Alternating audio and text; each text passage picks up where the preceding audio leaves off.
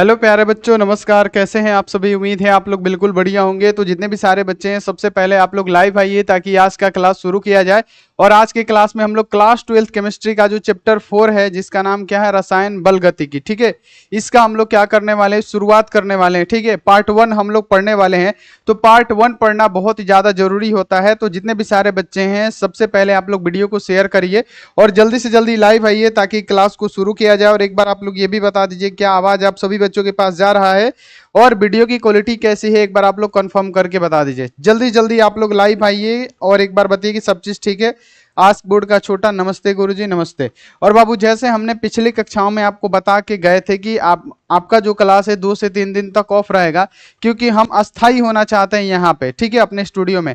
तो वो बाबू पॉसिबल हो चुका है। अब जो आपका क्लास होगा वो रेगुलर होगा और 3-3 क्लासेस हमेशा चलेंगी। तो अब आपको टेंशन नहीं है। अब आज से एग्जाम तक क्लास जो होगा रेगुलर होगा, अब बाधा नहीं आएगा, ठीक है। तो चलिए बाबू, क्लास को शुरू करते हैं। जितने भी सारे बच्चे हैं चैनल पे पहली बार आए हैं, बाबू क्या करिए, चैनल को आप लोग फटाफट से सब्सक्राइब करके बेल आइकन प्रेस करके ऑल पे, और लाइक नहीं किए हैं फटाफट से आप लोग लाइक भी कर दीजिएगा, ठीक है। व्हाट्सएप ग्रुप में अगर आप नहीं ज्वाइन है तो प्यारे बच्चों नंबर नोट कीजिए मेरा 9135742024, ठीक है। आप इस पे मैसेज करिए और फटाफट से क्या करिए, व्हाट्सएप ग्रुप में भी आप ज्वाइन हो जाइए। व्हाट्सएप ग्रुप में ज्वाइन होना काफी ज्यादा महत्वपूर्ण है। और जितने भी सारे बच्चे हैं, अगर आप लोग पीडीएफ नोट्स नहीं लिए हैं तो फटाफट से ले लीजिए। मात्र 499 में आपको क्या मिल रहा है, ऑल सब्जेक्ट यानी सभी विषयों का चैप्टर वाइज ऑब्जेक्टिव सब्जेक्टिव का पीडीएफ नोट्स मिलेगा, ठीक है। तो वो आप लोग फटाफट से ले लीजिए, प्ले स्टोर से ऐप डाउनलोड कीजिए, वहीं से परचेस कर लीजिए। नहीं तो एक नंबर है मेरा, नोट कीजिए 62 99 24 89 35, ठीक है। आप इस पे क्या कर सकते हैं, संपर्क कर सकते हैं। तो बोलिए बाबू, क्लास को शुरू किया जाए। जो केमिकल काइनेटिक्स है उसकी शुरुआत कर दिया जाए। और आपको क्या करना है, पहला जो क्लास होता है ना, उसको सिर्फ अच्छी तरीके से समझना रहता है। अगर आप लोग उसको अच्छी तरीके से समझ लेंगे तो आगे चल के आपको दिक्कत नहीं आने वाला है। यानी फिजिकल केमिस्ट्री का बाबू ये क्या है बाबू, सेकेंड लास्ट पार्ट है ना। इसके बाद से सरफेस केमिस्ट्री है यानी पृष्ठ रसायन है। उसके बाद से हम लोग कहाँ कदम रखेंगे, इनऑर्गेनिक केमिस्ट्री में कदम रखेंगे। फिर प्यारे बच्चों क्या करेंगे, ऑर्गेनिक केमिस्ट्री को हम लोग पढ़ने वाले हैं। तो चौथा चैप्टर क्या करेंगे, आज आगाज करेंगे, इसकी शुरुआत करेंगे। तो सभी प्यारे बच्चे बोल दीजिए यस गुरुदेव, क्लास को शुरू कीजिए। तो हम क्या करते हैं, क्लास को शुरू कर देते हैं। चलिए, सभी बच्चे रेडी हैं क्लास को करने के लिए, एक बार बताइए। सभी बच्चे रेडी हैं क्लास को करने के लिए, क्लास को शुरू किया जाए। चलिए बाबू, हम लोग क्या पढ़ने वाले हैं, क्लास 12th केमिस्ट्री का जो चैप्टर 4 है, जिसका नाम क्या है, रसायन बल गतिकी, ठीक है बाबू। यानी ये जो चैप्टर है ना, इसमें बाबू क्या पढ़ा जाता है, तो अभिक्रिया के वेग को, अभिक्रिया के प्रभावित करने वाले कारक कौन से होते हैं, है ना। और उसमें परिवर्तन जो होता है उसका क्या किया जाता है बाबू, उसका अध्ययन किया जाता है। उसी को क्या कहा जाता है, तो उसी को कहा जाता है केमिकल काइनेटिक्स, रसायन बल गतिकी, ठीक है। एक मिनट रुक जाइए। उसी को क्या कहा जाता है, रसायन बल गतिकी कहा जाता है। अब बाबू आपसे पूछेगा, सबसे पहले हम लोग पढ़ क्या रहे हैं, रसायन बल गतिकी। तो इसको हम लोग क्या करना पड़ेगा, जान लेना सबसे ज्यादा जरूरी है कि आखिर होता क्या है, रसायन बल गतिकी आखिर होता क्या है। तो चलिए सिंपल सा सबसे पहले हम इसे जानेंगे कि रसायन बल गतिकी आखिर होता क्या है। तो रसायन विज्ञान की एक ऐसी शाखा होती है जिसमें प्यारे बच्चों अभिक्रिया का वेग, अभिक्रिया के वेग को प्रभावित करने वाले कारक तथा उसके क्रिया विधि का क्या किया जाता है, अध्ययन किया जाता है। उसी को क्या कहा जाता है, रसायन बल गतिकी कहा जाता है। जैसे प्यारे बच्चों मान लेते हैं कि कोई अभिक्रिया क्या है, ए है, ठीक है। अब ये उत्पाद बना रहा है, यहां पे समझ लीजिएगा बी, यानी ये क्या है, अभिक्रिया ए है, अभिकारक है ना। यहां पे आप लोग ध्यान में रखिएगा, ये क्या है, अभिकारक, ठीक है। ये अभिकारक क्या है, ए। और यहाँ पे उत्पाद क्या बन रहा है प्यारे बच्चों, उत्पाद, ठीक है। उत्पाद क्या बन रहा है, तो उत्पाद बन रहा है हमारा बी, ठीक है। तो प्यारे बच्चों अगर ये अभिक्रिया ए है और उत्पाद बी बन रहा है, तो प्यारे बच्चों इसका वेग क्या होगा, है ना। इसके प्रभावित करने वाला कारक क्या क्या होंगे, कि कौन कौन सा ऐसा कारक है जो इसको प्रभावित कर सकता है, ठीक है। जैसे ताप हो गया, दाब हो गया, है ना। यहाँ पे ये सब चीजें होती है जो प्रभावित करने वाले कारक होते हैं। इसकी क्रिया विधि क्या है, कि इसको हम कैसे प्यारे बच्चों किसी अभिकारक को हम लोग उत्पाद में परिवर्तित कर सकते हैं। तो इसी का अध्ययन करना ही क्या कहलाता है, तो केमिकल काइनेटिक्स, यानी बाबू आपको ध्यान में रखना है, रसायन बल गतिकी कहा जाता है। जैसे मान लेते हैं बाबू, एक बात बताते हैं कि आपको क्या बनाना है, यहाँ पे ध्यान में रखिएगा, आपको बनाना है यहाँ पे चाय। चाय हमारा क्या है, तो चाय हमारा है, समझ लीजिए, उत्पाद। चाय हमारा क्या है प्यारे बच्चों, तो चाय हमारा क्या है, उत्पाद है, समझिएगा सभी बच्चे। तो बाबू चाय बनाना है तो बाबू सबसे पहले आपको क्या क्या चीजों की आवश्यकता पड़ेगी, सबसे पहले आपको ध्यान में रखना है कि सबसे पहले आपको दूध की आवश्यकता पड़ेगी। क्या पड़ेगी बाबू, सबसे पहले आपको क्या, दूध की आवश्यकता पड़ेगी। दूध के बाद से आपको क्या चाहिए, चीनी चाहिए। चीनी चाहिए, चीनी के बाद से क्या चाहिए बाबू, तो आपको चाहिए चाय पत्ती, है ना, चाय पत्ती भी चाहिए बाबू।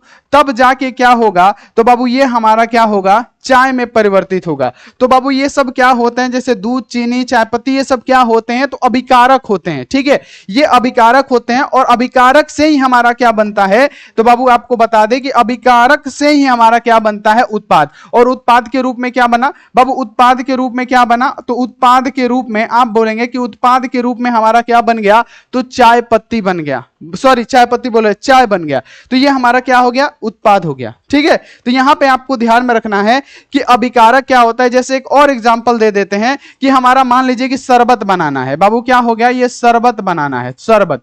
तो शरबत बनेगा कैसे, तो बाबू शरबत बनेगा जब उसमें गर्मी का दिन है तो हम लोग बर्फ डालेंगे सबसे पहले, ठीक है। उसके बाद से क्या करेंगे, चीनी डालेंगे, चीनी डालेंगे ना बाबू। उसके बाद से क्या करेंगे, कोई भी फ्लेवर डालेंगे। फ्लेवर, फ्लेवर का मतलब क्या होता है बाबू, जैसे नींबू पानी पीना हो तो नींबू हमारा क्या हुआ, फ्लेवर हो गया। जलजीरा डालना हो तो क्या करेंगे, जलजीरा डाले तो वो हमारा क्या हो गया, फ्लेवर हो गया, है ना। तो ये हमारा क्या हो गया, ये अभिकारक हो गया, है ना, अभिकारक। ये हमारा क्या हो गया, अभिकारक हो गया, है ना, अभिकारक। और अभिकारक से क्या बना, ये सारे अभिकारक मिल्क से क्या बना बाबू, यहां पे ध्यान रखना है कि ये सारे अभिकारक से मिलके हमारा यहां पे क्या बना है, तो उत्पाद बना है। और उत्पाद के रूप में क्या बना है, उत्पाद के रूप में क्या बना है, तो उत्पाद के रूप में हमारा बना है शरबत, ठीक है। तो बाबू यही सब चीजें कि अगर किसी अभिक्रिया में, यानी रसायन विज्ञान की एक ऐसी शाखा होती है जिसके अंतर्गत अभिक्रिया का वेग, यानी शरबत बनाने के लिए अभिकारक को इतना सारी चीजों के, जैसे बर्फ है तो बर्फ को पिघलाना पड़ेगा, चीनी को घुलाना पड़ेगा, फ्लेवर को भी इसमें मिक्स करना पड़ेगा, तो कितना इसका वेग होगा, कितना इसका समय लगेगा, कौन कौन सी इसमें हम लोग क्या कर सकते हैं बाबू, यहां पे क्रिया विधि कर सकते हैं, ठीक है। यहां पे आपको ध्यान रखना है कौन कौन सी ऐसी चीजें होंगी जो इसको प्रभावित करेगी, ताप हो गया, दाब हो गया, सांद्रता हो गया, ये सारी चीजें क्या क्या इसमें प्रभावित करेगी। और इसी के अध्ययन को हम लोग क्या कहते हैं, तो रसायन बलगतिकी कहते हैं। तो बताइए आपको पूरा का पूरा क्लियर हो गया कि रसायन बलगतिकी क्या होता है। यहां तक आपको समझ में आया कि नहीं कि रसायन बलगतिकी क्या होता है बाबू, सही सही बताइएगा, यहां तक आ गया। यानी रसायन विज्ञान की एक ऐसी शाखा होती है जिसमें क्या करते हैं कि बाबू सबसे पहले अभिक्रिया के वेग का अध्ययन किया जाता है। क्या बाबू यहां पे याद रखना है कि सबसे पहले क्या किया जाता है, तो अभिक्रिया, बाबू क्या, अभिक्रिया के वेग का, अभिक्रिया का वेग, है ना। सबसे पहले इसमें किसका अध्ययन किया जाता है, अभिक्रिया का वेग का, ठीक है। उसके बाद से क्या होता है, प्रभावित करने वाले कारक, है ना। प्रभावित करने वाले कारक कौन कौन से होते हैं, प्रभावित करने वाले, यानी इस अभिक्रिया के वेग को क्या क्या प्रभावित कर सकता है, ठीक है, प्रभावित करने वाले कारक। और बाबू लास्ट में किस चीज का हम लोग अध्ययन करते हैं, तो क्रिया विधि का अध्ययन करते हैं। क्या, क्रिया विधि, क्रिया विधि का अध्ययन करते हैं। और इसी को क्या कहा जाता है, तो बाबू इसी को कहा जाता है रसायन बलगतिकी। तो यहां तक आपको समझ में आ गया कि बाबू यहां पे याद रखना है कि अभिक्रिया से जब उत्पाद बन रहा है तो उसके वेग का, उसके प्रभावित करने वाले कारक कौन कौन सी चीजें इसको प्रभावित कर सकती है। और बाबू आपको ध्यान रखना है कि इसकी क्रिया विधि क्या है। इसी के, अगर हम इसी को अध्ययन कर रहे हैं तो इसी का नाम दिया गया है बाबू क्या, रसायन बलगतिकी। तो यहां तक आपको क्लियर हो गया। अगर कोई भी डाउट हो तो आप लोग पूछिएगा। और बाकी जब इनऑर्गेनिक में चलेंगे ना, तब आपको पढ़ाई का महत्व समझ में आएगा और हमारा भी महत्व समझ में आएगा। गजब गुरुजी, केमिस्ट्री पढ़ के मजा आ गया। कोई भी दिक्कत आपको, हाँ 2 से 3 क्लास 4 क्लास अब रेगुलर होगा, टेंशन मत लीजिए, ठीक है, टेंशन मत लीजिए, अब क्लास होगा। बहुत बढ़िया, नो प्रॉब्लम सर। चलिए क्लियर हो गया। यानी यहाँ पे देखिए रसायन बलगतिकी क्या होता है। यहाँ पे सिंपल सा आप लोग समझने की कोशिश करिए बाबू कि रसायन बलगतिकी क्या होता है। तो रासायनिक बलगतिकी क्या होता है, तो ध्यान में रखना है कि रसायन विज्ञान की वह शाखा है जिसके अंतर्गत रासायनिक अभिक्रिया का दर, दर का मतलब होता है प्यारे बच्चों वेग या समय, अभिक्रिया की क्रिया विधि और अभिक्रिया को प्रभावित करने वाले कारक, है ना, इसी का अध्ययन किया जाता है। इसी को हम लोग क्या कहते हैं, तो रासायनिक बलगतिकी कहा जाता है। तो ये तो आप लोग बाबू पूरा का पूरा क्लियर कर लिए, ठीक है, ये तो आप लोग क्लियर कर लिए। अब बाबू जो रासायनिक अभिक्रिया होती है ना, ये 3 प्रकार की होती है। एक जो होता है मंद अभिक्रिया, है ना, कोई कोई ऐसा अभिक्रिया होता है जो बहुत समय लग जाता है, ठीक है। कोई कोई होता है प्यारे बच्चों एकदम क्या होता है, फास्ट रिएक्शन होता है ना। पहला होता है प्यारे बच्चों मंद अभिक्रिया हो गया, ठीक है। उसके बाद से मध्यम अभिक्रिया होता है और एक होता है तीव्र अभिक्रिया है। यानी अभिक्रिया भी क्या होता है बाबू, स्लो होता है, कोई यहाँ पे मीडियम साइज मतलब मीडियम टाइम लेता है और कोई कोई अभिक्रिया होता है जो बहुत समय ले लेता है ना। यानी जो अभिक्रिया हो रहा है, जैसे बाबू कोई भी रिएक्शन करके कोई भी चीज उत्पाद बना रहा है, अभिकारक से उत्पाद मान लेते हैं प्यारे बच्चों, क्या है ये अभिकारक है। अब इससे बी जो बन रहा है उत्पाद बन रहा है, तो बाबू कोई कोई रिएक्शन ऐसा होता है कि फट से क्या कर लेता है बाबू, तीव्र अभिक्रियाएं क्या होती है, फट से एकदम आंख झपकते ही क्या होगा बाबू, इसका क्या हो जाएगा, अभिक्रिया हो जाएगा। तो उसे क्या कहेंगे, तीव्र अभिक्रिया। और कोई कोई रिएक्शन ऐसा होता है प्यारे बच्चों कि उसको पूरा होने में बाबू, अभिकारक से उत्पाद बनने में बाबू उसको बहुत ज्यादा समय लग जाता है। जैसे मान लेते हैं कि लोहा हमने क्या किया, नया नया एकदम चमकता हुआ लोहा लेके आया और लोहे को जब हमने छोड़ दिया तो बाबू वो क्या किया, जल वाष्प, कार्बन डाइऑक्साइड, है ना, इससे जब अभिक्रिया करेगा तो आहिस्ता आहिस्ता क्या होगा, उस पर जंग लगेगा। तो बाबू जंग लगने में क्या होगा, घंटों लग सकता है, महीनों लग सकता है, सालों लग सकता है। यानी वैसी अभिक्रिया जिसको पूरा होने में घंटों बाबू, है ना, दिनों, महीनों या सालों लगे, उस अभिक्रिया को क्या कहेंगे हम लोग, मंद अभिक्रिया कहते हैं। और इससे क्या होता है, वेग निर्धारक पद भी किया जाता है, ठीक है। तो वैसे प्रकार के अभिक्रिया को हम लोग क्या कहते हैं, मंद अभिक्रिया। यानी अगर आपसे पूछेगा रासायनिक बलगतिकी में किस चीज का अध्ययन होता है, तो अभिक्रिया के दर का, उसको प्रभावित करने वाले कारक का, है ना, और उसकी क्रियाविधि का अध्ययन किया जाता है। और प्यारे बच्चों याद रखना है कि ये अभिक्रियाएं 3 प्रकार से होती हैं, जो आपको हेडिंग डाल के लिखना है, ठीक है। पहली होती है तीव्र अभिक्रियाएं, ठीक है बाबू। तीव्र अभिक्रियाएं क्या हो गई, मान लेते हैं तीव्र अभिक्रिया, यहां पे मान लेते हैं कि ये हमारा क्या है, NaOH है ना, ये क्या है, NaOH है, प्लस यहां पे क्या है, HCl है, ठीक है। जैसे आपको पता है बाबू यहां पे सभी बच्चे को कि Na पे क्या होता है प्लस और OH पे माइनस, H पे प्लस और Cl पे माइनस। और जैसे ही हमने क्या किया कि यहां पे टाइमर लगाना क्या किया, स्टार्ट किया, टाइमर लगाना जैसे ही हमने स्टार्ट किया, अभी टाइमर लगा ही रहे हैं जब तक ये क्या हो गया कि अभिक्रिया क्या हो गया, पूर्ण हो गया। अभिक्रिया क्या हो गया बाबू, ये अभिक्रिया जो हुआ क्या हो गया, अभिक्रिया जो हुआ क्या हुआ, पूरा हो गया। तो ये अभिक्रिया क्या कहलाएगी, तो ये अभिक्रिया कहलाएगी तीव्र अभिक्रिया। और इस अभिक्रिया को पूरा होने में ना बाबू 10 के पावर -9 सेकंड का समय लगता है। समझिए कितना जल्दी, यानी पलक झपकते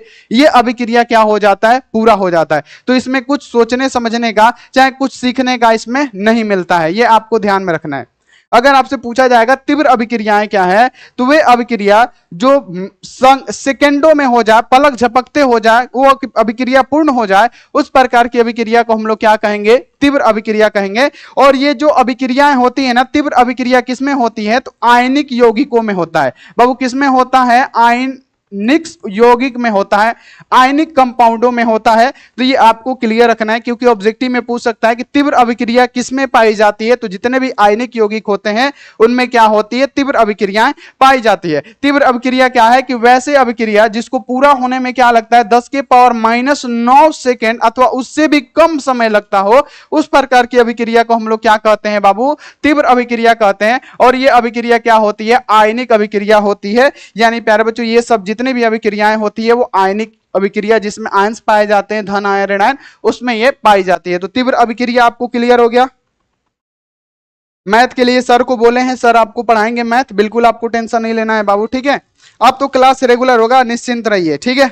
अब रेगुलर होगा, मसरक के विपुल स्टडी बहुत बढ़िया आ रही, बहुत बढ़िया बाबू। आपको समझ में आ गया अभिक्रियाएं बाबू। देखिए कोई भी काम बाबू क्या होता है, एक काम होता है जो बहुत फास्ट हो जाता है, एक काम होता है जिसको बाबू पूरा होने में समय लगता है, सालों लग सकता है, महीनों लग सकता है, कुछ दिन भी लग सकता है। और कोई कोई ऐसी अभिक्रिया होता है ना जल्दी होगा ना ज्यादा समय लगेगा, है ना। तो अभिक्रियाएं 3 प्रकार से होती है, जिसमें हमने क्या कहा, सबसे पहले आपको तीव्र अभिक्रिया के बारे में पढ़ाया कि तीव्र अभिक्रिया क्या है, जिसको पूरा होने में 10 के पावर -9 सेकेंड से भी कम समय लगता है, वैसे अभिक्रिया को हम लोग क्या कहते हैं, तीव्र अभिक्रिया कहते हैं। और ये आयनिक यौगिकों में क्या होता है, आयनिक अभिक्रिया में पाया जाता है। ये आप लोग क्लियर रखिएगा। आगे बढ़ जाइए कि मंद अभिक्रिया क्या है। मंद का मतलब होता है एकदम स्लो अभिक्रिया। जैसे प्यारे बच्चों मान लीजिए कि लोहे में जंग लगना, है ना। एक बेस्ट एग्जांपल है लोहे में जंग लगना। बाबू एक बेस्ट एग्जांपल क्या है, यहां पे ध्यान में रखिएगा। बेस्ट एग्जांपल क्या है, तो लिखिएगा कि लोहे में जंग लगना। लोहे में क्या हो जाएगा, जंग लगना। लोहे में जंग लगना क्या है, एक मंद अभिक्रिया का बेस्ट एग्जांपल है। क्योंकि बाप मान लीजिए कि प्यारे बच्चों हमने क्या किया कि एक लोहा लेके आया, ठीक है। अब लोहे पे तो अचानक से एकदम पलक झपकते तो जंग नहीं लगेगा। जब हमने नया लोहा लाया उसके बाद से क्या किया, उसको बाबू हमने छोड़ा, उसको कहीं पे रखा तो वो क्या किया, जल वाष्प से अभिक्रिया किया, कार्बन डाइऑक्साइड से अभिक्रिया किया, नमी से अभिक्रिया किया। अब नमी से अभिक्रिया करके आहिस्ता आहिस्ता आहिस्ता आहिस्ता उसमें क्या होगा, जंग लगना स्टार्ट होगा। तब वो क्या होगा, अभिक्रिया पूर्ण होगा। यानी वैसी अभिक्रियाएं जिसको पूरा होने में, है ना, दिनों महीनों यहां पे सालों लगते हैं, वैसे अभिक्रियाओं को हम लोग क्या कहते हैं, मंद अभिक्रिया कहते हैं। ये आप लोग ध्यान में रखिएगा। वैसी अभिक्रिया जिसको पूर्ण होने में, पूरा होने में बाबू क्या महीनों लगे, दिनों लगे, है ना, सालों लगे, वैसी अभिक्रिया को हम लोग क्या कहते हैं बाबू, एकदम मंद अभिक्रिया कहते हैं। ये आप लोग ध्यान में रखिएगा कि मंद अभिक्रिया किसे कहते हैं। तो ऐसी अभिक्रिया जिन्हें बाबू याद रखना है कि पूरा होने में घंटों लगे, दिनों लगे, सालों लगे, ऐसी अभिक्रिया को हम लोग क्या कहते हैं, मंद अभिक्रिया कहते हैं। जैसे प्यारे बच्चों एग्जांपल हो गया लोहे में जंग लगना। ये क्या होता है, लोहे में जंग लगना, ये एक बेस्ट एग्जांपल होता है बाबू, आपको ध्यान में रखना है, ये मंद अभिक्रिया का, लोहे में जंग लगना। लोहे में जंग लगना क्या है, इसका एक बेस्ट एग्जांपल है। ठीक है, क्लियर हो गया। अब आता है बाबू मध्यम अभिक्रिया। अब मध्यम अभिक्रिया से आपको क्या सीख मिला, मध्यम अभिक्रिया वो अभिक्रिया होती है ना तो पूरा तीव्र ही होगा, ना एकदम सालों साल, महीनों महीनों, दिनों दिन समय लगाएगा। इन दोनों के बीच में जो अभिक्रियाएं होती है ना, वैसी अभिक्रिया को हम लोग क्या कहते हैं, मध्यम अभिक्रिया कहते हैं। ना इसको पूरा होने में एकदम बहुत कम समय लगेगा, ना ही इसको पूरा होने में ज्यादा समय लगेगा, दोनों के बीच में समय लगेगा। इस प्रकार की अभिक्रिया को हम लोग क्या कहते हैं, मध्यम अभिक्रिया कहते हैं। तो लिखिएगा वे अभिक्रिया जिनका वेग, तीव्रता, अभिकारक और यहाँ पे मंद अभिक्रिया के, तीव्र अभिक्रिया और मंद अभिक्रिया के मध्य होता है, इस प्रकार की अभिक्रिया को हम लोग मध्यम अभिक्रिया कहते हैं, है ना। तो मध्यम अभिक्रिया किसे कहेंगे, तो तीव्र अभिक्रिया और मंद अभिक्रिया के बीच में जो समय लगता है उस प्रकार की अभिक्रिया को हम लोग क्या कहते हैं, मध्यम अभिक्रिया कहते हैं। तो ये आपको पूरा का पूरा क्लियर हो गया होगा। एक बार आप लोग बताइए, क्लियर हो गया बाबू जी, गुरुजी जी, गुरुजी जी, गुरुजी बिल्कुल। चलिए अब बढ़िए आगे, आगे बढ़ जाइए बाबू। यहाँ पे अभिक्रिया का वेग या दर, ठीक है, अभिक्रिया का वेग या दर से बहुत ज्यादा क्वेश्चन पूछा जाता है आपके फाइनल बोर्ड परीक्षा में बाबू। अभिक्रिया का वेग या दर से बहुत ज्यादा क्वेश्चन आता है, ध्यान में रखना है, ठीक है। अभिक्रिया का वेग या दर क्या होता है, देखिए बाबू, अभिक्रिया का वेग या दर के बारे में क्वेश्चन पूछा जाता है कि अभिक्रिया का वेग या दर क्या है। तो प्रति इकाई, यहां पे याद रखना है सभी बच्चों को कि इकाई समय में अभिकारक या उत्पादक की सांद्रता में, इकाई समय में अभिकारक या उत्पादक की सांद्रता में होने वाले परिवर्तन के दर को हम लोग क्या कहते हैं, अभिक्रिया का दर या वेग कहते हैं। मान लीजिए जैसे हमने आपको एग्जांपल दिया कि यहाँ पे हमको क्या बनाना है, सिंपल सा हमने एक एग्जांपल, बहुत अच्छा एग्जांपल लिया, किसका, चाय का, है ना। हमने क्या किया, एक चाय का एग्जांपल लिया। तो बाबू ये जो चाय है, ये चाय बनेगा कैसे, तो बाबू आप बोलेंगे सबसे पहले कि इसमें क्या पड़ना पड़ेगा, दूध, दूध डालना पड़ेगा। चलिए दूध डाल दिया, दूध के बाद से क्या डालना पड़ेगा, चीनी डालना पड़ेगा, कंपलसरी है, चीनी डालिएगा। उसके बाद से इसमें आप क्या डालेंगे, दूध, चीनी, उसके बाद से चाय पत्ती नहीं डालेंगे तो चाय बनेगा जी, चाय पत्ती भी तो डालना पड़ेगा। तो चाय पत्ती भी यहाँ पे क्या किया, आपने डाल दिया, चाय पत्ती भी आपने क्या किया, डाल दिया। यानी ये सब क्या हो गए, हमारे अभिकारक हो गए, है ना। ये हमारा क्या हो गया, अभिकारक, ये हमारा क्या हो गया, अभिकारक। और इससे मिलके हमारा क्या बना है, ये जो चाय बना है जिसका नाम क्या है, उत्पाद, उत्पाद, ठीक है, ध्यान में रखिएगा। तो बाबू एक बात बताइए कि बाबू दूध, चीनी, चाय पत्ती, बाबू ये जब मिलेगा बाबू, अभिक्रिया अभिकारक होगा, तो इससे क्या बना, ये सारी चीजें क्या होगी, आपस में मिक्स होगी। तो इसको मिक्स होने में समय लगेगा, उसके बाद ही क्या होगा, ये क्या होगा बाबू, चाय में यानी उत्पाद में क्या होगा, परिवर्तन होगा, परिवर्तित होगा। ठीक है, ध्यान में रखिएगा।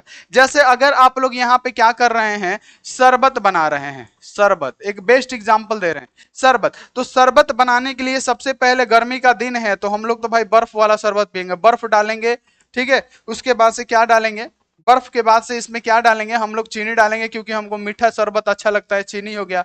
उसके बाद से क्या डालेंगे यहाँ पे, नींबू हो गया, नींबू भी हम लोग क्या करेंगे डाल देंगे, नींबू भी हम लोग क्या करेंगे डाल देंगे।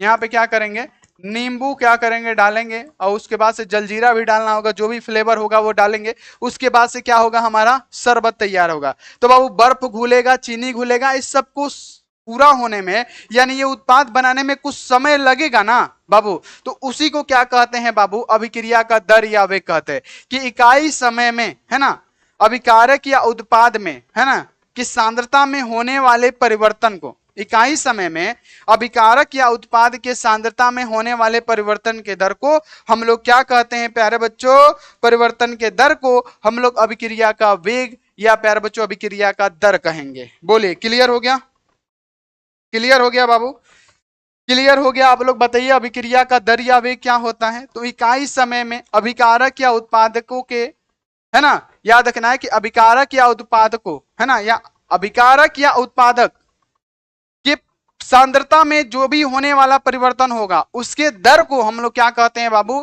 तो याद रखना है हम लोग अभिक्रिया का वेग या दर हम लोग क्या कहते हैं बाबू, इसको कहते हैं। ठीक है, यहां पे आपको ध्यान में रखना है। अब पूछा जाएगा अभिक्रिया का दर या वेग की इकाई क्या होती है। अगर आपसे पूछ देगा बाबू, यहां पे ध्यान में रखना है कि अभिक्रिया, यहां पे ध्यान रखिएगा सभी बच्चे, अभिक्रिया का दर का, है ना, दर या वेग, दर लिखिए या वेग लिखिए, इसकी इकाई क्या होगी। तो इकाई क्या होता है, तो यहां पे याद रखना इकाई क्या होगा, एक बार सभी बच्चे बता दीजिए। तो सांद्रता में परिवर्तन बटा में क्या होता है, समय होता है। तो यहां पे आप क्या लिखेंगे, आप लिखेंगे कि सांद्रता में परिवर्तन, सांद्रता में क्या होता है परिवर्तन, बटे में क्या होता है बाबू, बटे में होता है समय, है ना। और इसी को क्या कहा जाता है बाबू, अभिक्रिया का दर या वेग। तो इसका अगर इकाई यानी यूनिट पूछा जाए कि इसका मात्रक क्या होगा, तो बाबू मात्रक आप क्या लिखेंगे, मात्रक क्या लिखेंगे, तो सांद्रता में परिवर्तन का मात्रक क्या होता है, तो आप लिखेंगे मोल यहाँ पे प्रति लीटर। ठीक है, अब बटा क्या है, सेकेंड है तो सेकेंड, यहाँ पे हम लिख देते हैं, समय को हम लोग सेकेंड में मापते हैं। तो जब हम इसको निकालना होगा, इसकी इकाई अगर आपसे पूछेगा तो आप क्या लिखेंगे, यहाँ पे आप लोग ध्यान में रखिएगा कि यहाँ पे क्या है, मोल है, तो हम लोग लिख देंगे मोल, है ना। अब ये लीटर ऊपर जाएगा क्या होगा, इनवर्स में होगा, और ये सेकंड भी ऊपर जाएगा क्या होगा, तो बाबू इनवर्स में हो जाएगा। तो इसका क्या होता है, ये यूनिट होता है। और ये आपको क्लियर रखना है, ये वाला ये जो यूनिट होता है ना, ये आपको क्या करना है, क्लियर रखना है, ये आप लोग ध्यान में रखिएगा। ठीक है, तो अगर आपसे पूछा जाएगा अभिक्रिया का दर या वेग क्या होता है, तो इकाई समय में अभिकारक या उत्पादकों के सांद्रता में होने वाली जो परिवर्तन होगा, अभिकारक या उत्पादकों के सांद्रता में होने वाले परिवर्तन के दर को, सांद्रता में होने वाली परिवर्तन के दर, दर का मतलब होता है समय, सांद्रता में होने वाले परिवर्तन के दर को हम लोग क्या कहते हैं, तो अभिक्रिया का दर या वेग कहते हैं। इसका मात्रक पूछेगा तो बाबू सांद्रता में परिवर्तन का मात्रक मोल प्रति लीटर। ठीक है, बटा में समय को किसमें मापते हैं, सेकंड में, तो मोल लीटर ऊपर जाएगा इनवर्स में हो जाएगा, सेकंड भी ऊपर जाएगा किसमें हो जाएगा, इनवर्स में हो जाएगा। ये आप लोग क्लियर रखिएगा। अब इसको बाबू यहाँ पे रेट ऑफ रिएक्शन लिखने के लिए बोला जाए, मान लेते हैं यहाँ पे ध्यान में रखिएगा, अगर आपसे बोला जाए कि रेट ऑफ रिएक्शन लिखिए, मान लेते हैं कि कोई यहाँ पे अभिक्रिया ए है ना, अब ये क्या बना रहा है, उत्पाद यहाँ पे बी बना रहा है, तो इसका रेट ऑफ रिएक्शन आप कैसे लिखेंगे, तो इसका लिखने का तरीका क्या होता है, रेट ऑफ रिएक्शन को आर से लिखा जाता है। आर इक्वल टू क्या होगा बाबू, याद रखना है कि जितने भी अभिकारक होते हैं, जैसे अभिकारक क्या हुआ, दूध चीनी चाय पत्ती क्या हो गया, अभिकारक हो गया, है ना, ये क्या हो गया,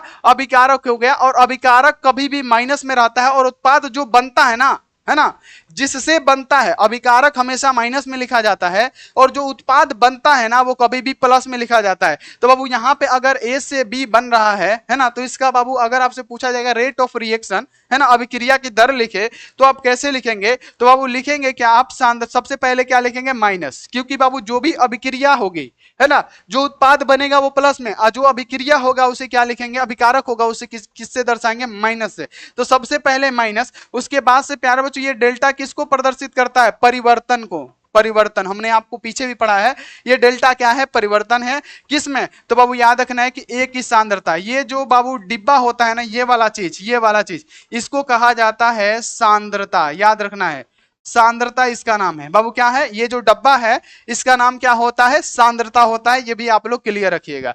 तो बाबू यहाँ पे अगर आपसे कोई अभिक्रिया है जो ए से बी बन रहा है, ठीक है, तो अगर आपसे रेट ऑफ रिएक्शन पूछेगा कि इसका रेट ऑफ रिएक्शन लिखिए, तो आप क्या लिखेंगे, आर इक्वल टू क्या लिखेंगे, जो अभिकारक होगा उसको माइनस में लिखेंगे, यानी परिवर्तन किस में, तो ए की सांद्रता के अब बटा क्या हो जाएगा, टी समय हो जाएगा। तो ये हमारा हो गया। अब क्या देंगे, बराबर देंगे। अब यहाँ पे क्या है, बी, बी क्या हो रहा है हमारा, उत्पाद हो रहा है। उत्पाद को कभी भी प्लस में लिखेंगे। तो यहाँ पे क्या देंगे बाबू, परिवर्तन हो रहा है, ठीक है, यहाँ पे परिवर्तन किसकी सांद्रता में, बी की सांद्रता में। अब बट्टा में क्या लिखेंगे, डेल्टा टी लिखेंगे। तो ये इसका क्या हो गया, रेट ऑफ रिएक्शन लिखा गया। बोलिए, रेट ऑफ रिएक्शन लिख दिए। अगर हम आपको दे बाबू, यहाँ पे ध्यान में रखना है कि ए प्लस बी है ना, यहाँ पे पेन का कलर चेंज कर लेने दीजिए, ठीक है।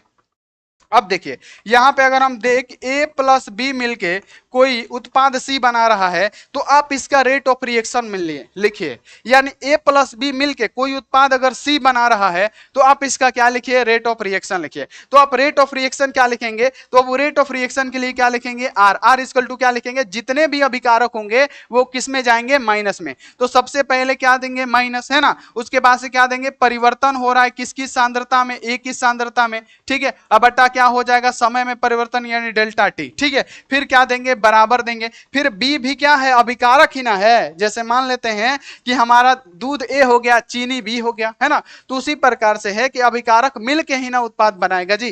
तो यहाँ पे बी का लिखना होगा। तो ये भी तो क्या है, अभिकारक है। तो इसका भी क्या देंगे, माइनस देंगे। क्या देंगे, परिवर्तन देंगे किस में, तो बी की सांद्रता में। ये क्या है, डब्बा सांद्रता होता है, बटा क्या हो जाएगा, समय में परिवर्तन। अब क्या लिखेंगे, बराबर के उधर है तो बराबर। अब ये जो सी है ये क्या है मेरे बच्चे, ये उत्पाद है। क्या है, ये उत्पाद है। और उत्पाद को हम लोग क्या लिखते हैं, प्लस में। तो डायरेक्ट लिखेंगे परिवर्तन किसकी सांद्रता में, सी की सांद्रता में। अब बटा क्या हो जाएगा, डी, मतलब डेल्टा टी या डी टी लिखिए, कोई भी दिक्कत नहीं है। तो यहाँ पे क्या लिखेंगे, डेल्टा टी। और ये हमारा क्या हो गया, रेट ऑफ रिएक्शन लिखा गया। अब आप इसको ऐसे भी लिख सकते हैं, डी, डी ए की सांद्रता बटा डी टी। ये डेल्टा लिखे हैं ना, तो आप लोग इसको ऐसे भी लिख सकते हैं, माइनस डी ए की सांद्रता, डेल्टा की जगह पे बटा में क्या लिख सकते हैं, डी टी भी लिख सकते हैं। या आप डेल्टा लिखिए, या बाबू डेल्टा मत लिखिए, या बराबर है तो बराबर यहाँ पे क्या, डी बी की सांद्रता, अब बटा में क्या हो जाएगा बाबू, यहाँ पे डी टी, है ना। तो आप डी लिखिए या डेल्टा लिखिए, कोई भी फर्क नहीं पड़ता है। बोलिए, बोलिए बाबू, कहीं भी आपको दिक्कत, अगर आपको बोला जाए कि रेट ऑफ रिएक्शन लिखिए, आप लिख देंगे। एक हम रेट ऑफ रिएक्शन दे, आप लोग लिखिएगा। अगर अब यहाँ पे देखिए 2024 में भी इससे क्वेश्चन पूछा गया था। सबसे पहले यहाँ पे समझिए हमने क्या पढ़ाया बाबू, अभिक्रिया का दर या वेग पढ़ाया। अभी जस्ट हमने आपको अभिक्रिया का दर या वेग पढ़ाया। तो बाबू अभिक्रिया का दर या वेग किसे कहते हैं, तो आप सभी को पता है कि इकाई समय में अभिकारक या उत्पादकों की सांद्रता में होने वाली परिवर्तन के दर को हम लोग क्या कहते हैं, तो रासायनिक अभिक्रिया का दर या वेग कहते हैं। इसका मात्रक हमने अभी जस्ट निकाला। मात्रक क्या निकाला बाबू, मात्रक एक बार बता दीजिए। तो हमने निकाला मात्रक मोल लीटर इनवर्स, है ना। यहाँ पे याद रखना है, हमने क्या निकाला, यहाँ पे हमने निकाला मोल लीटर इनवर्स, और क्या निकाला, सेकंड का इनवर्स निकाला पीछे, ठीक है। अब बाबू यहाँ पे इसको कैसे लिखा जाता है, जैसे हमने आपको बताया कि एक अभिकारक देते हैं, आप उसका क्या निकालिए, रेट ऑफ रिएक्शन निकालिए। तो यहाँ पे अगर आपको दिया रहे कि यहाँ पे बी और सी मिलके कोई उत्पाद डी बना रहा है, तो इसका रेट ऑफ रिएक्शन लिखिए। बाबू दिया है क्वेश्चन ऑब्जेक्टिव में, आज सब्जेक्टिव में भी देता है कि इसका रेट ऑफ रिएक्शन लिखिए। तो आपको सिंपल सा यही ना लिखना है, आपको सिंपल सा लिखना है कि बाबू रेट ऑफ रिएक्शन पूछा है तो आर इक्वल टू क्या होगा, ये अभिकारक होगा, ये उत्पाद हो गया, ये मिल के ये क्या हो रहा है, उत्पाद बना रहा है। तो जो अभिकारक होगा उसको क्या माइनस में लिखा जाएगा, डेल्टा दीजिए या डी दीजिए, माइनस डी बी की सांद्रता बटे में क्या हो जाएगा, डी हो जाएगा। बराबर है तो बराबर। फिर यहाँ पे क्या लिखेगा, ये भी क्या होगा, माइनस में होगा। फिर क्या लिखेगा, डी सी की सांद्रता अब बटे में क्या हो जाएगा, डी। अब बराबर इधर क्या उत्पाद बन रहा है डी हमारा, तो ये प्लस में हो जाएगा। तो यहाँ पे क्या होगा, यहाँ पे डी की सांद्रता, कैपिटल डी है ना, डी की सांद्रता अब बटे में क्या हो जाएगा, डी। और ये इसका इस प्रकार से रेट ऑफ रिएक्शन आप लिख सकते हैं। बोलिए, कोई भी दिक्कत आपको ईश्वरीय कुशवाहा, बोलिए बाबू, कोई भी दिक्कत। मैथ का क्लास स्टार्ट होगा बाबू, कोई भी आपको दिक्कत, कहीं भी दिक्कत आपको समझ में आ रहा हो, कहीं भी दिक्कत परेशानी नहीं हो रहा है ना। No sir, no sir, no sir, Sanjana बहुत बढ़िया। अब तो क्लास भरपूर चलेगा, अच्छा चलेगा, बिल्कुल टेंशन नहीं लीजिए। ठीक है, क्लियर हो गया इतना। अब बाबू देखिए, अब तो इस प्रकार के रिएक्शन को आप लिख सकते हैं। मिटा दे इसको, अब इसको मिटा देना। अब बाबू बताइए एक मिनट, अगर आपको दे दिया जाए कुछ इस प्रकार के भी रिएक्शन आते हैं, ए उत्पाद बना के, है ना, ए प्लस यहाँ पे याद रखना स्मॉल बी कैपिटल बी, मिला के ये उत्पाद बना रहा है स्मॉल सी और कैपिटल सी। तो आप इसका बोलेगा, अब आपसे बोलेगा कि इसका रेट ऑफ रिएक्शन निकालिए। तो आप क्या करेंगे? तो देखिए, अगर इस प्रकार का रहेगा बाबू, इस प्रकार का भी दिया जाता है, तो आप क्या करिएगा, सिंपल सा सबसे पहले आप लोग लिखिएगा R equal to rate of reaction. R equal to क्या, आप लिखते हैं कि जो भी अभिकारक है उसको माइनस में लिखा जाता है ना, तो आप क्या देंगे, माइनस देंगे। ठीक है, उसके बाद से क्या देंगे, डेल्टा देंगे। ठीक है, माइनस देंगे, डेल्टा देंगे, यहाँ पे क्या देंगे, ए की सांद्रता बटे क्या करेंगे, डेल्टा टी। ठीक है, आपने इसको लिख दिया। ठीक है, फिर बराबर देंगे, फिर देंगे प्यारे बच्चों माइनस, क्योंकि ये अभिकारक है। अब क्या करेंगे, ये बड़ा वाला भी लेंगे, तो यहाँ पे आप क्या लिखेंगे, आप लिखेंगे यहाँ पे डेल्टा, और उसके बाद से क्या लिखेंगे, बी की सांद्रता बटा में क्या लिखेंगे, डेल्टा टी। अब बराबर के उधर आप क्या लिखेंगे बाबू, आप लिखेंगे ये उत्पाद बन रहा है तो प्लस में होगा, तो यहाँ पे क्या लिखेंगे आप, परिवर्तन किस में, तो यहाँ पे याद रखना है सी में, अब बटा क्या लिखेंगे, डेल्टा टी।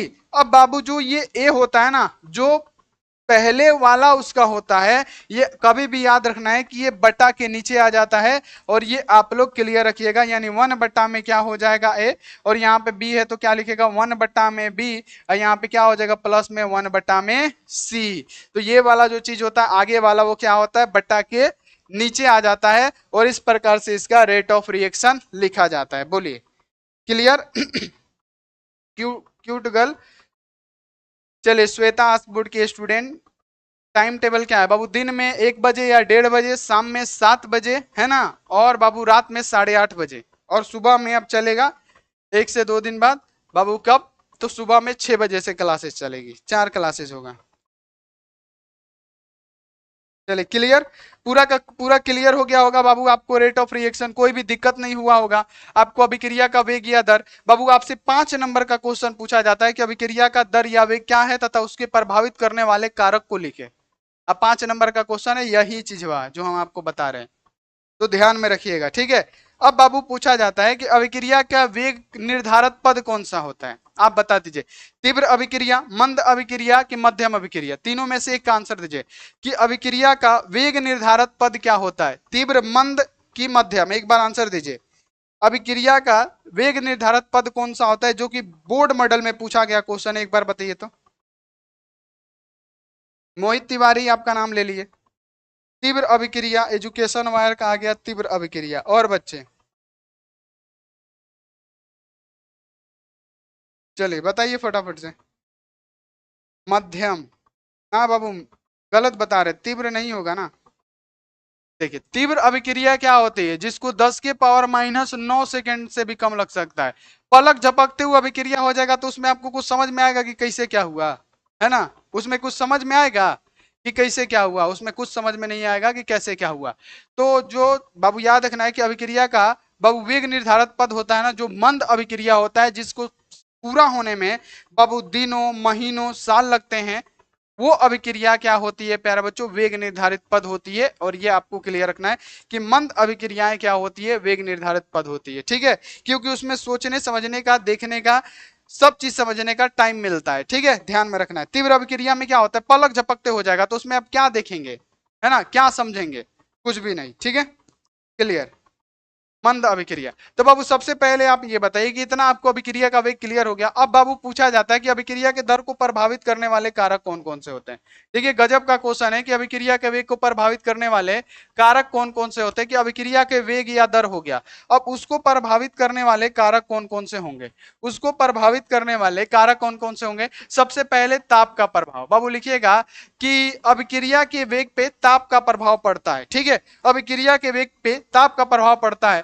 ताप बढ़ाने पे, ताप बढ़ाने पर लिखिएगा, ताप बढ़ाने पर अभिक्रिया का वेग क्या होगा, ताप बढ़ाने पर अभिक्रिया, ताप बढ़ाने पर अभिक्रिया का वेग क्या होगा बाबू, बढ़ेगा। ठीक है, अभिक्रिया का वेग अगर पूछा जाएगा कि अभिक्रिया के दर या वेग को प्रभावित करने वाले कारक कौन कौन से, कि कौन कौन सा चीज उस पर प्रभावित कर सकता है? तो बाबू ताप का प्रभाव पहला है। तो ताप बढ़ाने पे अभिक्रिया का वेग क्या होता है? बढ़ जाता है। मान लीजिए कि कोई भी चूल्हा है, 2 चूल्हा है, ठीक है, एक पे एकदम मध्यम आंच है, एक पे पूरा फुल आंच है, तो किस पे का खाना जल्दी पकेगा? तो आप बोलिएगा जिस पे तेज होगा उसका पकेगा। यानी ताप का प्रभाव प्यारे बच्चों क्या होता है? पड़ता है। ध्यान में रखना है, ठीक है, याद रखना है कि क्या लिखिएगा कि ताप बढ़ाने पर अभिक्रिया का वेग क्या हो जाता है? बढ़ जाता है। अब लिखिएगा कि लगभग 10% ताप बढ़ाइएगा ना, अगर लगभग आप क्या करते हैं कि 10% ताप क्या करते हैं, ताप बढ़ाते हैं ना, तो जो अभिक्रिया होगा ना वो क्या होगा? 2 गुना हो जाता है, ठीक है। तो याद रखिएगा ये क्वेश्चन पूछा जाता है कि अभिक्रिया का वेग का मतलब किसी अभिक्रिया का वेग का ताप को 10% बढ़ाने पे बाबू अभिक्रिया का वेग कितना गुना हो जाता है? तो लगभग 2 गुना हो जाता है अभिक्रिया का वेग, ठीक है, क्लियर रखिएगा। अब आता है बाबू अभिक्रिया के वेग पे दाब का क्या प्रभाव पड़ता है? अभिक्रिया के वेग पे दाब का क्या प्रभाव पड़ता है? आप क्या कहेंगे? दाब वृद्धि करने पे उत्पादक का क्या होता है? आयतन में कमी आता है, ठीक है। दाब वृद्धि करने पे उत्पादक के लिखिएगा, उत्पादक जो हो गया, उत्पादक जो बनता है, जो अभिकारक से हमारा ये हमारा उत्पादक बनता है, उसके क्या होता है? आयतन में कमी आता है, आयतन में कमी आता है, आयतन में कमी आता है। और क्या होता है? अभिक्रिया का वेग बढ़ा देता है। आयतन में कमी आएगा और अभिक्रिया का वेग क्या कर देगा? बढ़ा देगा। यानी याद रखना है कि ताप का प्रभाव क्या पड़ता है? अभिक्रिया के दर पे ताप का प्रभाव क्या पड़ता है? ताप बढ़ाने पर अभिक्रिया का वेग बढ़ेगा। दाब क्या करता है? उत्पादक आयतन में क्या करता है? कमी करता है, उत्पादक के आयतन में कमी करता है, और इस प्रकार से क्या करता है? अभिक्रिया के वेग को बढ़ा देता है, ठीक है। याद रखना अभिकारकों की सांद्रता पे, ठीक है, अभिकारकों की सांद्रता पे। तो बाबू याद रखना है, आपको लिखना है कि जो अभिक्रिया का वेग और ताप, मतलब याद रखना है कि अभिक्रिया का जो दर या वेग है ना, लिखिएगा सिंपल सा कि जो अभिक्रिया का दर या वेग है इसकी सांद्रता पे भी निर्भर करता है। सांद्रता बढ़ाने पर अभिक्रिया का वेग बढ़ जाता है, ठीक है। सांद्रता बढ़ाने पर अभिक्रिया का वेग क्या होगा? बढ़ जाएगा। जैसे मान लेते हैं कि कोई भी काम करता है, ठीक है, कोई भी छोटा मोटा बिजनेस स्टार्ट किया है ना, मान लेते हैं कि किसी बच्चे को बिजनेस ही करना है, ठीक है, तो पान का दुकान खोल के बैठ गया है ना, छोटा सा दुकान खोल के बैठ गया, ज्यादा सामान नहीं लिया। तो कोई एक आदमी आएगा, ठीक है, तो बोलेगा बाग बूरी इतना पढ़ लिखे थे क्या करता रिस रे, पान के दुकान चले बेते हैं, का तो इज्जत रह जाए, माई बाप के ते नाम डुबा दे, है ना। ऐसे बोलेगा तो क्या होगा? वो डीमोटिवेट हो जाएगा, ठीक है, वो सोचेगा कि यार ये क्या बोल दिया, अभी नया नया दुकान किए, जब तक ये आके हमको ऐसा डीमोटिवेट कर दिया, ये वो, है ना। और एक आदमी आएगा जो कहेगा बहुत बढ़िया बिजनेस आप अच्छा कर रहे हैं, ऐसे ही छोटा सा बिजनेस करिए, ऐसे ही बड़ा करते करते और बड़ा करिएगा ना, तो आपका बिजनेस बहुत आगे जाएगा, क्योंकि आपका व्यवहार सही है, आप सही दाम पे क्या कर रहे हैं? सामान दे रहे हैं। तो उससे क्या होगा? उसको लगेगा कि हाँ भाई ये हमको क्या कर रहा है? मोटिवेट कर रहा है ना, और सोचेगा कि हाँ हमको और अच्छा करना पड़ेगा। तो वही है कि बाबू यहाँ पे क्या है कि अभिकारक की सांद्रता पे, तो अभिकारक लिख लिएगा कि अभिक्रिया का मतलब याद रखना है कि वेग, जो अभिक्रिया का वेग है या दर है, अभिकारकों की सांद्रता पे निर्भर करता है। सांद्रता बढ़ाने पे, सांद्रता क्या बढ़ाने पे अभिक्रिया का वेग बढ़ जाता है। क्या?